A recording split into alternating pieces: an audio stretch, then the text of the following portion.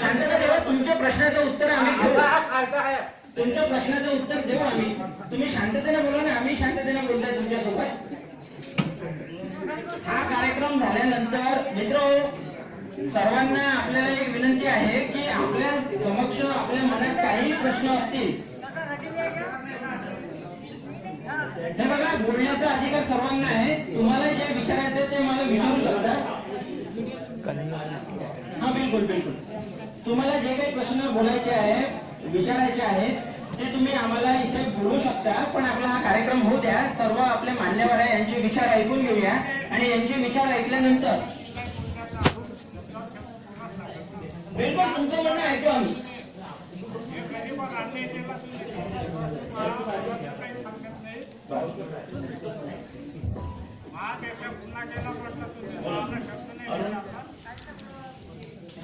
मित्रो,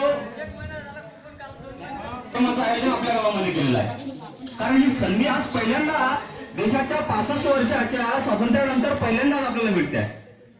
त्यामुळे आपल्याला सगळ्यांना बोलण्याची संधी आहे. आणि मराठीत एक म्हण आहे, हात उगारण्यासाठी नसतात, ते उभारण्यासाठी असतात. हात खऱ्या अर्थानं गावामध्ये उभारली पाहिजे. कायद्याचं ज्ञान त्यांच्यापर्यंत पोहोचलं पाहिजे.